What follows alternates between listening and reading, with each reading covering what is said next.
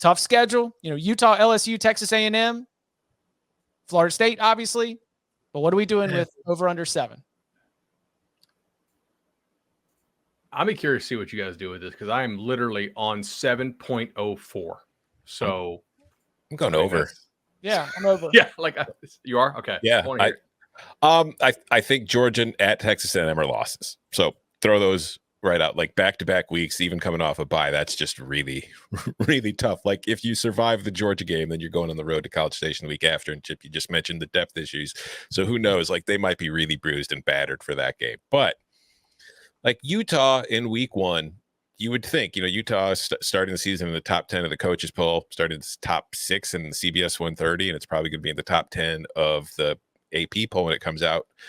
But like we've seen how that goes when non-SEC teams play SEC teams in the opening week of the season, and those are usually at neutral sites. This one's in Gainesville. So while I think Utah should be favored in that game slightly, I think Florida has a much better shot of winning that game than most people are giving them credit for. I think Kentucky at home is very winnable. I think USF at home is a win. At Tennessee could be tricky, but again, Tennessee's defense is so terrible. I just went over it. I don't really want to trust them against anybody. So like when I look at the first 7 games of the season before that bye, they could be 6-1, 5-2 at worst, I think, is how that's going to go. And then you get to the losses at Georgia A&M and then South Carolina at home. I give them the win there. But again, the depth issues, once they get late in the season, is when I really think that stuff could come back to bite them and really start hurting them. But Vanderbilt on the road is a win, and Florida State on the road, I know it's a rivalry game, but until Florida State really starts showing me something more than it's shown in the last few years, I have a difficult time thinking the Seminoles are going to beat the Gators in that spot. So I think this team's getting to 8-4. Like I see 2 definite losses, and I see a whole bunch of winnable games outside of that. I don't think the Gators are going to go undefeated at home, but they could. Yeah. I think that 6-1 in Gainesville is the very realistic possibility. So go and get me 1, maybe 2 wins from at Tennessee, at Florida State, at Vanderbilt, at Texas A&M. Like I am on the over, and I think I'm giving the Utah win to Florida. I do agree with the hot start theory that Tom just laid out here, and I think that pairs very well with, as you mentioned, a team that has some depth concerns. I think that Anthony Richardson's going to be awesome. I think that he is going to be a very effective quarterback, and that what we saw from Levi Lewis and his time with the Ragin' Cajuns, as they were just rolling through the Sun Belt West Division, locking that thing up by like mid-October every single year, making it to the Sun Belt Championship game every single year. I think that it's possible that Anthony Richardson is going to be the exact quarterback for what Billy Napier wants to do with this Gators offense. I think it's going to be very easy for me to flush what I saw as Florida went 2-6 in SEC play last year, because the bottom fell out, man. Like it was a team that had lost its way. And a team that, by the way, also had Alabama at the very, very end. I just think that we can discount and discredit some of the statistical evidence and some of what our eyes even told us about this being a downright bad team, and that just being able to come in and flip the switch and be able to jump up in their win total, be able to go from being 6-6 to 8-4, just changing in Billy Napier, having a quarterback who is a good fit, all that stuff could happen. So I'm on the over here with the Gators. All right. I guess I'll just be the contrarian and take the under for record keeping purposes. Obviously, it's not a bet for me. A couple things, though, if I'm going to argue against the overs, because I think you guys may be on the right side here. So I'm just going to try to. Number one, the fact that they played those defensive tackles they took last year from Auburn as much as they did tells me that defensive tackle room is one of the worst in the SEC, especially depth-wise.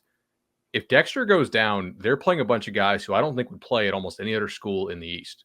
Okay? So they are like one injury away on the defensive interior from being really in trouble against any team that can run the ball. I'm not sold on their receivers at all yet. I actually think the Pearsall take from Arizona State is much needed. Like they needed somebody who can actually run routes and catch the ball. Shorter to me has always just been about potential. He has always had drops issues. So maybe he can finally catch it. He looks like Terrell Owens physically. I mean, the guy's a little stiff, but he's got great long speed and can jump. And when he catches it, it's nice. I will note that when Napier was winning the West in the Sun Belt for the last 2 years, not a single Sun Belt team from the West made a bowl game. So, while it is impressive that he built up Louisiana's roster to, be the dominant team in that league, they also had really easy competition almost every week. Like, they were playing a bunch of nothings in that league. And this will be a different challenge for them to play tougher games each week. Like, Florida is not going to be a 21-point favorite like Louisiana, averaged in conference games the last couple of years. You have to actually prepare for each game. We'll see how well they do that. And I also wonder, I think Richardson has all the talent in the world, but I don't like that he was fighting for playing time with Emory Jones, who I don't think is very good. Finally, I think you have to adjust these guys up a little bit, because I do think, as Chip mentioned, they played with Bama, and they really played with Georgia for about the first 15 minutes or so, and then it kind of piled on. But that was longer than some teams did. But they also totally quit against South Carolina. So I know in the chat they're telling us, hey, South Carolina beat these guys last year big time. They're better this year. That margin will be smaller this year, I guarantee you. That was a team that quit last year in the middle of the season on Mullen. And they grant them too, defensively. Yeah. It was just and I think the way the quarterbacks were coached, the way the defense was coached, I think all of it is questionable and stuff I'm willing to overlook. Sorry, didn't mean to interrupt. No, I don't have a bet on this. I was trying to play contrarian here. I actually think the number is pretty good at 7. I kind of want to go contrarian, Bud, and give the take, but I'm on the over. If Billy Napier is 6-6, that would be the worst start in the last 20 years for a first-time head coach. Since they've been cycling through, it'd be better. Zook, Muschamp, McElwain, they all started at least with, I think, 8 wins. It would be a brutal start to the Napier era, which already I've talked to some Gator buddies, and they're like, I don't. I cannot believe they're already nervous about the hire, which shows you the culture of what they're trying to accomplish and the expectation coming in. I would push back, Chip, a little bit on the Anthony Richardson's going to be awesome. I agree with everything you said. He looked a little overwhelmed last year, and Dan Mullen is a quarterback guru. How come Dan Mullen couldn't get that version out of him, and how come he couldn't get past Emory Jones? So I'm a little bit worried about that, but here's why I'm on the over. Either he figures out and builds an offense around Anthony Richardson, or Jack Miller comes in at some point. That's right. You're a big Jack Miller guy. I am. I was surprised, but Billy Napier has pretty much shut the door on that, but the way he's been, heaping praise on Anthony Richardson. So, but I think whoever's playing quarterback, you'll get better play than you got last year. I had him at 6 wins, kind of automatic, pretty easy, all right, not even really thinking about it. And in the other 6 games, if you can't get me 2 out of those, then we got problems. So I think it's a pretty easy over. I think 7 is a worst case scenario. So I'm on the over.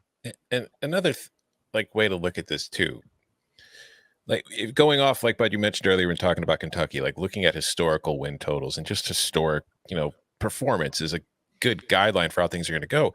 Florida has consistently been one of the 2 best teams in this division for a very long time. Last year, the bottom completely dropped out. There was a mess with the coaching staff, everything off the field. You mentioned the team quitting pretty much during that South Carolina game.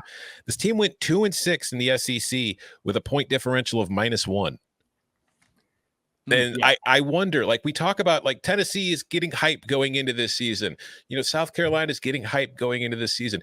Is that hype something they've truly earned, or is that a result of Florida just being down and everybody kind of writing the Gators off a little too easily? If Florida was good last year, because remember, it did beat Tennessee by 24 earlier in the season before everything completely fell apart. Are we that high on Tennessee or South Carolina or any of these other programs in the division as possible teams in finishing second place? Or is order just kind of going to be restored where no? Florida's nowhere near Georgia's level. But while its recruiting has dropped off to places where, the fan base didn't want it, and we've seen other programs in the division kind of pick it up lately, they don't have the length of recruiting. Tennessee's had a great class this year, but the last few years it hasn't really been to a key standard where you think that they're ready to really take a huge step forward. So is it more likely that Florida just bounces back and goes 4-4 and 5-3 in the division and finishes in second place, or are those teams poised to take big leaps forward? I tend to think it's more likely Florida just reverts to its usual form. And we all realize why Dan Mullen got heat for the recruiting trail. It was because he wasn't top 3. Mm-hmm. He was top 10, I think, every year, wasn't he, Bud? they were pretty good. Like, it's just by their standard, they were tired of watching Georgia have a 1 or 2 class every year. And Dan Mullen's like, what more do you want me to do? And they're like that. So I think I'm more leaning towards Tom.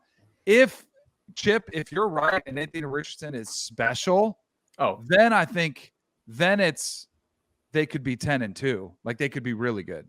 That's what I think is kind of scary. That's why I think people are sleeping on the Gators. I'm not ready to say Anthony Richardson's going to be special.